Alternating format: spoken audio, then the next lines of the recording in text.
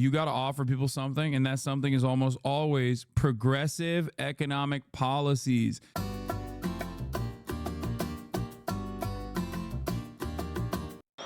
Have you ever met an open socialist before and sat and talked with them on a porch?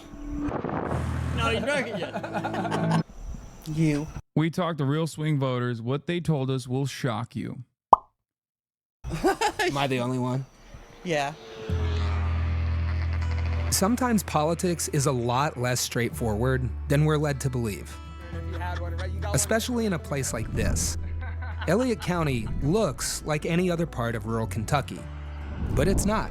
In fact, it might have the weirdest politics of any place in the country. That's because Elliott County voted for Democrats in every presidential election for 144 years straight. FDR, Truman, JFK, LBJ, Carter, Clinton, Obama, and then in 2016, vote for Donald Trump? Yep. 2020? Yep. 2024? Yep. Definitely. The single largest swing from Obama to Trump happened right here. But a few years later, something just as surprising happened. Elliott County voted for Governor Andy Beshear, a Democrat. So what's the deal with Elliott County? Is it just an outlier? Or is there something deeper going on here? It's because of the internet, bro. These guys don't have internet. Come on. Something with implications that could reach far beyond Eastern Kentucky. Did you hear that? Is that on camera? Here's one. You might recognize what's going on. I don't know. I couldn't tell you. If you told me you paid me $100,000 to tell you what's going on here, I would be broke. Yeah. That guy is Donnie. He runs the Big Four store in Elliott County. Here you'll find Union stickers, Trump shirts, and a rare collection of fine art made by Donnie himself. So how many generations are you in Elliott County, and who's this? That's my dad. He built the house in 1950, and that's the house I got now. I've been here all my life, tarred pipe fitter, been in the store business. It's not so stupid for saying they have no internet. Man, I'm fucking joking. Calm down, okay? Holy shit. Calm your fucking bitch ass down. I fucking rip on goddamn bicoastal elitists who just say these guys are like racist monsters on a fucking daily basis, okay? For 24 years, I mean, some of the best people you meet around here. Elliott is home to some 7,000 people, 99% white. Aside from a few churches, a gas station, and a prison, there's not a whole lot here. But it is known for one thing. This county, it's the only one in the country that has voted 144 years straight for Democrats. And then it flipped 45 points to Trump. Only county in America that did that. How do you explain that? Why did such a radical shift happen? What's your understanding of that? Well, I don't care what, you know, if I was a coon hunter and I bought a dog and I sell coon hides and my dog won't tree a coon, I'm gonna get me another one. Same way with these two guys. Biden ain't done nothing for me, and I'm gonna switch to a new dog. What do you think of George W. Bush? Piece of shit. I started out a Democrat because my father was. And that was just something, it's just like your last name. You're a Democrat. You know, growing up, I was always taught you gotta vote Democrat, vote Democrat. They still think Democrats are Dixiecrats? Yeah, dude. That's why they voted for the black president twice. The fuck? No.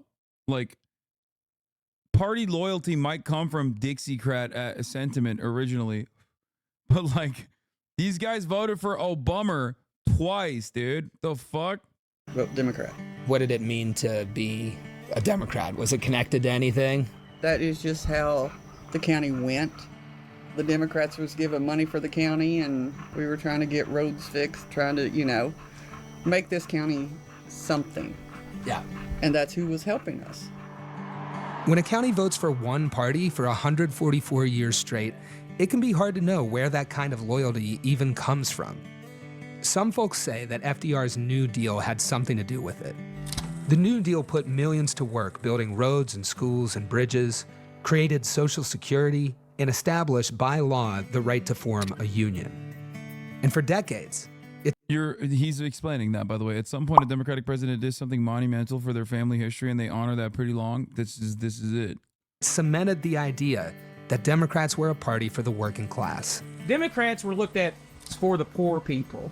Yep, they were for the poor people. Our great-great-grandparents were Democrats, and, you know, just taught through the years from FDR on. They believed that was the union support. And it has somewhat changed in this area in the last few election cycles, if you will. Yeah. It's changed drastically, honestly.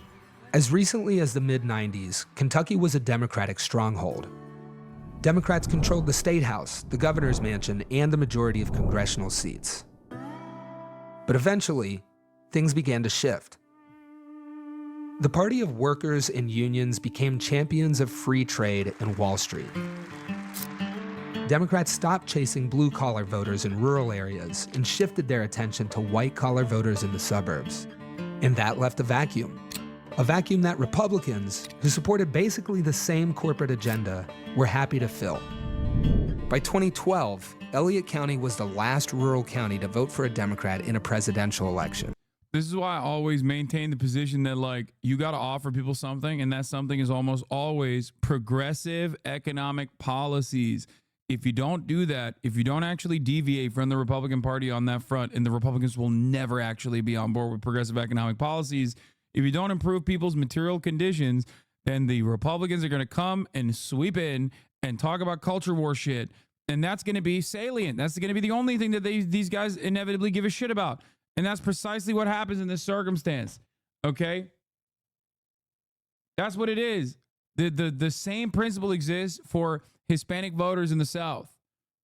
Okay? Texas Latinos, okay, would be voting Democrat till the fucking cows come home if the Texas Democrats were actually fucking fighters. You know, if you had like 10 more Greg Kazars in Texas, it would be a blue safe haven, okay? But they don't. So then the Republicans come in and take advantage of the lack of interest from the Democrats offering people something that they want, and focus on other shit that they care about. Not just in Kentucky, but across all majority white counties in the South. Then, 2016 rolled around. Sadly, the American dream is dead. Bring it back. But if I get elected president, I will bring it back.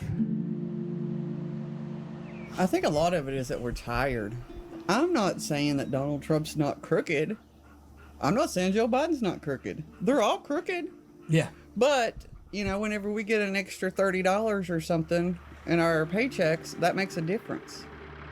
I'm doing hay to try to feed the kids. I'm doing everything that I can know to do.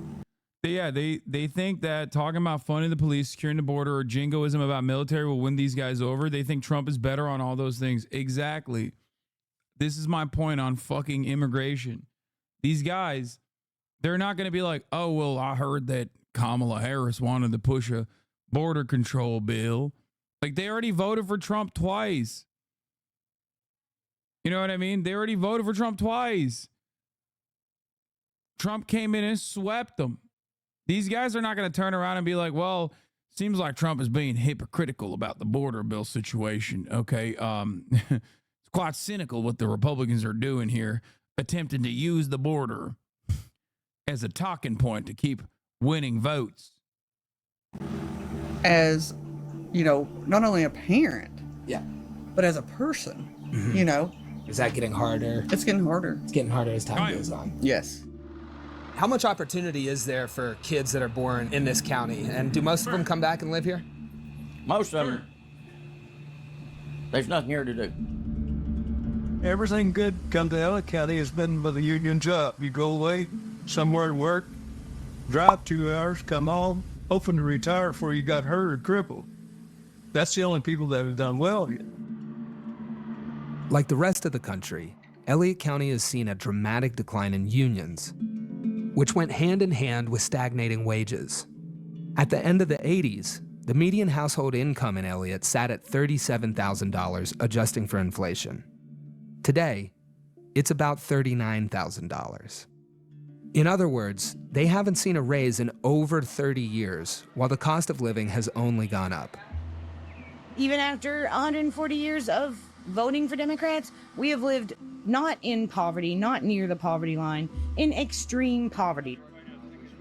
The poverty level being so hard, it was like, does he have a rope to throw us? And that's what it was. Trump wasn't getting votes from New York City and LA and all these big towns. He was getting votes from these little counties all across America. Yeah. I think it's his anger, and everybody else in this country is angry. His anger filled his campaign, and it was like, oh, I felt this for such a long time. Someone's relating to me. We hear this phrase, why do people vote against their interests? Listen, it makes me mad because that's telling us we're dumb, and we're not. Andy Beshear is the governor of Kentucky. In 2019 and in 2023, Beshear pulled off something most people thought was impossible. He won as a Democrat in Trump country. Yeah, I mean, some of this stuff is kind of crazy. Take a look here. Both times he won Elliott County.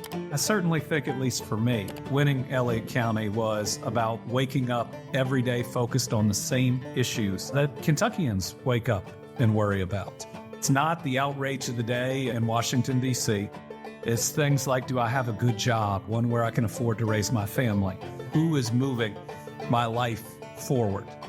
Beshear won partly by distancing himself from the National Democratic brand, which has become toxic in Kentucky. But he's not a moderate either. He ran as a pro-union candidate, campaigned on raising teacher pay, and implementing universal pre-K. And like many folks in Elliott County, Beshear traces his political roots back to the New Deal. FDR showed up, and he produced. And my grandparents met on a WPA project. They were Democrats their entire life, and FDR was a major reason why. That approach has informed the way he's governed. Kentucky is one of the only southern states that has seen growth in union membership each of the last 2 years, and it is significant. I mean, we're building the two biggest battery plants on planet Earth. They're being built by organized labor. And a Zen plant, baby. Shouts out Philip Morris. $300 million Zen plant being built in Kentucky as we speak. Excellent. These projects were possible in part thanks to trillions of dollars in investments that passed under Joe Biden. But the jobs are a 3-hour drive from Elliott County, so it's unclear if those investments will translate to votes. Did Governor Beshear earn your vote? Yes, he did.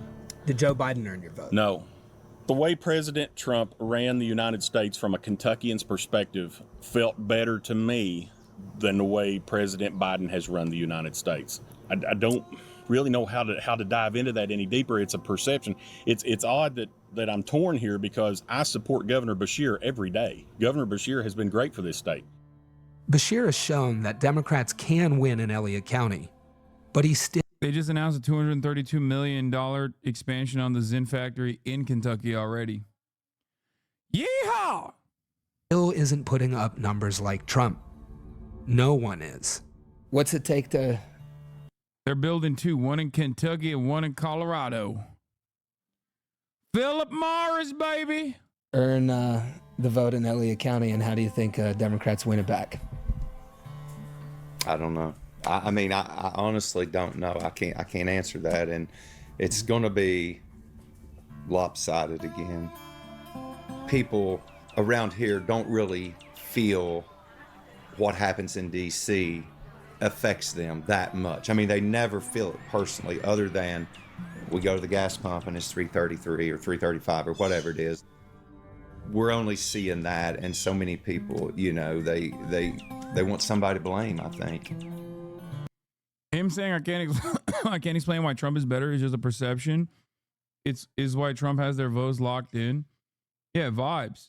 All of these people, by the millions they're coming in, they are destroying your social... I mean, vibes born out of like their underlying material circumstances.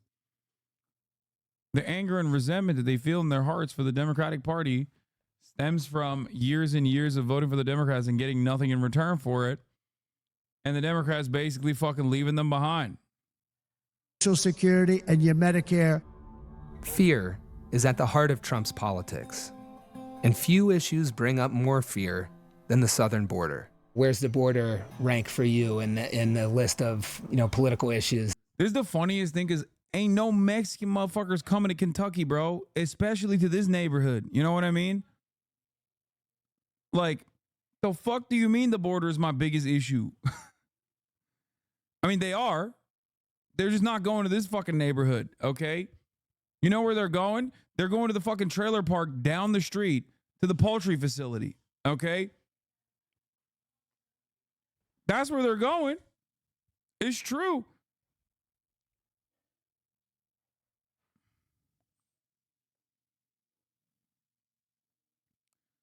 In southern states where you have all this like agricultural production and you have all these fucking poultry facilities, meat packing plants, shit like that, you will always see trailer parks right next to the fucking factory. That's where all of the undocumented migrants are. And they were shipped there by the fucking facility itself. We actually have lots of Latinos in Kentucky because of all the farm jobs. Oh my God, I already said that, man. I'm saying that right now as you're writing it in the chat. Oh my God, every single person has to be like, actually, I know, dude, I know. They're just not coming here. Does that matter? One. It's number one? Yes. How long have you felt the way that you do about the border? Probably in the last 2 years. The way they're letting them come in, and it's like, it's like there's got to be a stop to it somewhere. Why do you think so many people are coming up across the border?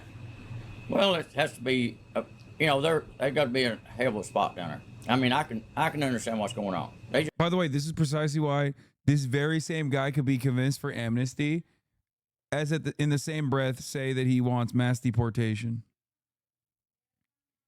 Straight up.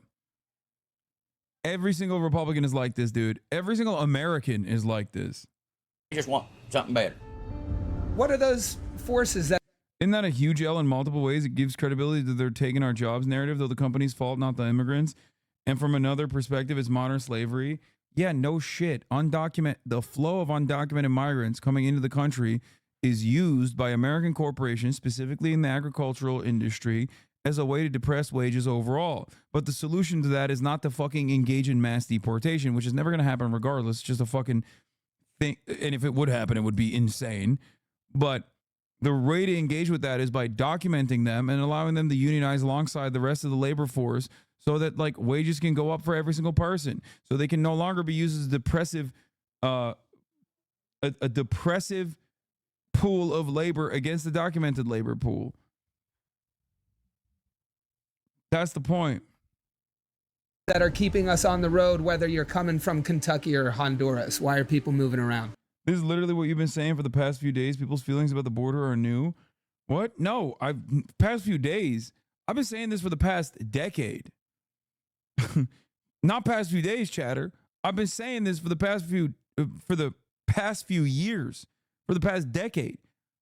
And I've been saying it because it's true. Feed their family. It's not here. That's what's broke up community too, because you had to move away from your family.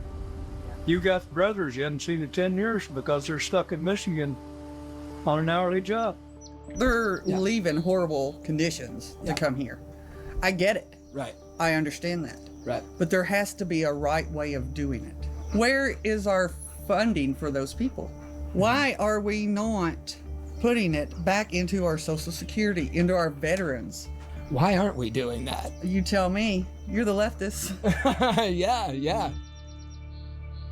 So one of the things that I am always thinking about too is people who are in that situation, or working people who don't have the luxury to not go to work. Mm-hmm. They'll look around at other working people and say, I can't get by because of what you're doing or something. And meanwhile, in the background, we're adding more billionaires year after year after year. These people having not just $1 billion, but 10 and 20 or $200 billion. Mm-hmm. Where do they fit into this situation where somebody who's cutting hay in 90-degree weather to feed the kids, where do the billionaires fit into that equation? Good luck to them. I'm glad that they have it. But how many people did they hurt to get it? And 9 times out of 10, they're high in a political world. Yeah. And they're using government funds and what they know on the insider to make that money. You said recently, quote, when you give, they do whatever the hell you want them to do. You better believe it. So what specifically did they do? That was, by the way, this was part of the reason why Trump was so fucking popular. He said, I'm a billionaire. I knew how to manipulate the system. I literally paid for half of these people's fucking salaries and their congressional runs. And that's precisely what people responded to. They were like, oh my God, that's great. Do. If I ask them, if I need them, most of the people on this stage I've given to, just so you understand. When I need something from them, 2 years later, 3 years later, I call them, they are there for me. So and that's a broken system. When it's people coming across the border versus, say, billionaires or something like that, who's got the most influence over the problems that you think we face as a country? Millionaires. Yeah. Yeah. Yeah. Do you think you have more in common with migrant from Mexico or Donald J. Trump? Great question. A migrant from Mexico. Yeah. A migrant from Mexico. Absolutely. Absolutely. Because we're out here working to survive to feed our families. There are a lot of theories about why a place like this would go for a billionaire like Trump. Maybe it's because Trump said the quiet part out loud. That politicians in both parties had abandoned the working class. Maybe he gave them someone to blame for their problems. Immigrants, queer kids, radical socialists. But here's another theory. They voted for Trump because both parties felt captured, caught up in a system that no one here could influence. In their mind, they thought Trump was going to save us. He's not a politician. He's going to be a little bit different. It was completely a lie. We're just in such a dire need for things to get better that they're grasping at any straw that they can reach for. Andy Beshear offered one alternative, an old-school approach that reaches for what the Democratic Party used to be, a party that stood with the working class in small towns and in big cities. But Beshear is fighting an uphill battle. Even in a county that voted blue for 144 years, Trump is still winning by huge margins. How do you compete with that? Maybe the answer is to do something that Trump would never do. Unite the working class by taking on the biggest threat we face. I just don't like the big guy because... As someone not fully dialed in, this fully confuses me how people can think in such contradictory ways. What do you mean? They just have no faith in the Democratic Party. The Democratic Party never fucking offers them anything. That's it. It's at the heart of what I fucking talk about on a daily basis. Democrats have completely given up on trying to captivate people. They have switched their efforts into white collar voters. That's it. And every single year, every single election cycle, more of the blue collar vote, especially in southern states, hemorrhages and either relegates to the non-voter status, or they even end up sometimes with a unique case like Donald Trump, move into the Republican category completely. The big guy's screwing you probably, or you wouldn't be the big guy. You know what I'm saying? If we keep fighting amongst ourselves, that makes it easier for politics. There is something really funny about this, by the way, because it's like, something really funny about this is that, like, remember JD Vance and how, like, I've talked about quite a bit about how he, like, has a weird way of, has a liberal, bicoastal liberal elite attitude in the way that he talks about white people, where it's like almost racist against like rural whites. A lot of libs in this chat also have the same energy. You know? They do. They only recognize their class consciousness at the top of the hour when there's a 3-minute ad break. Then they're reminded of the somber reality that if they do not subscribe for $6 or for free with a Twitch Prime, they're going to see a 3-minute ad break just like everybody else.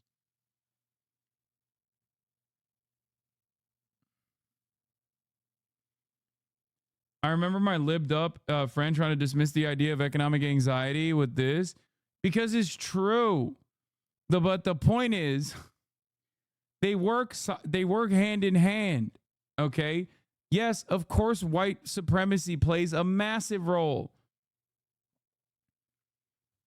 But the only way that it plays a massive role is if one party is not offering them anything and the other party is offering them something. And that something is culture war issues and, bigotry. That's why I always talk about how universal healthcare has to be universal. There's no like Medicare for all except Nazis. Why do I say that? Why? Because when you solve the underlying material inequalities, this doesn't automatically make racism perish. It just makes it much harder for people to be racist. When there's economic instability, when there's economic volatility, people are way more predisposed to succumb to racist narratives.